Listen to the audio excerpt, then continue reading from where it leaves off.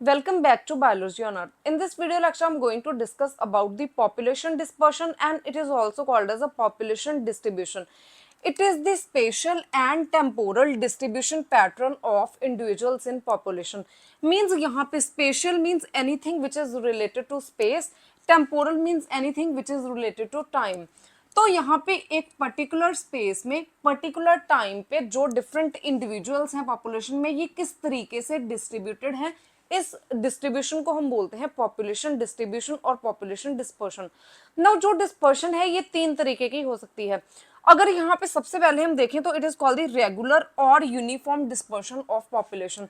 तो इसमें क्या होता है कि यहाँ पे जितने भी इंडिविजुअल्स हैं ये पॉपुलेशन में इस तरीके से ये एक यूनिफॉर्म पैटर्न में अरेंज्ड होते हैं। सो इस तरीके के डिस्ट्रीब्यूशन को हम बोलते हैं यूनिफॉर्म और regular distribution. So in natural population जो इस तरीके की डिस्ट्रीब्यूशन है ये बहुत रेयरली प्रेजेंट होती है, ज्यादातर ये मैन मेड कंडीशंस में प्रेजेंट होती है।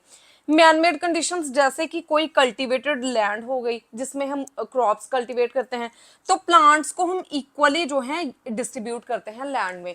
उसके बाद कोई भी ऑर्किड हो गया, कोई भी प्लांट जैसे एप्पल ऑर्किड, मैंगो फार्मिंग, कोई भी हम कल्टीवेशन करते हैं तो उसमें इस तरीके की यूनिफॉर्म डिस्ट्रीब्यूशन होती है पॉपुलेशन की। अब यहाँ पे जो अगर हम नेचुरल कंडीशंस में बात करें तो कुछ ऐसे प्लांट्स हैं जो कि सेक्रीट करते हैं कुछ केमिकल्स जिन्हें हम बोलते हैं इनहिबिटर्स। और ये जो इनहिबिटर्स हैं, जब ये प्लांट्स एक पर्टिकुलर इनहिबिटर सेक्रीट करता है इस रीजन में, तो इस रीजन में कोई और प्लांट ग्रो नहीं हो पाता नेचुरली। तो इस तरीके से क्या होता है कि यहाँ पे जो प्लांट्स हैं इनमें एक पर्टिकुलर स्पेस बन जाती है, एक ओके डिस्टेंस बन जाता है। नाउ ये एक डिफरेंट फिनोमिना है जो कि प्लांट्स में प्रेजेंट होता है, and this phenomena is called as allelopathy. So इस तरीके से जो प्लांट्स हैं ये यूनिफॉर्मली डिस्ट्रीब्यूटेड हो सकते हैं। उसके बाद अगर हम सेकेंडली बात करें तो it is called as a random distribution. Random distribution में क्या है कि इसको जो है इसको एनालाइज करना बहुत मुश्किल होता है। जैसे ये एक पर्टिकुलर स्पेस है, तो इसमें इस तरीके से जो इंडिविजुअल्स हैं ये बिना किसी पैटर्न के अगर ऐसे ही अरेंज हैं तो इन्हें हम बोलते हैं रैंडम डिस्ट्रीब्यूशन। नाउ जो रैंडम डिस्ट्रीब्यूशन है, अगर हम इसके एग्जांपल की बात करें तो डैंडेलियन सीड्स ये जो हैं ये विंड के साथ डिस्पर्स होते हैं।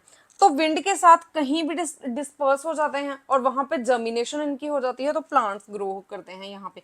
तो ये रैंडमली डिस्ट्रीब्यूटेड होते हैं एक लैंड एरिया पे। तो इस तरीके के डिस्ट्रीब्यूशन को हम बोलते हैं रैंडम डिस्ट्रीब्यूशन। नाउ अगर हम नेचुरल कंडीशंस में बात करें तो जो यहाँ पे रैंडम डिस्ट्रीब्यूशन है ये बहुत रेयरली प्रेजेंट होता है, बट इन मैनमेड कंडीशंस ये बहुत प्रोमिनेंट है।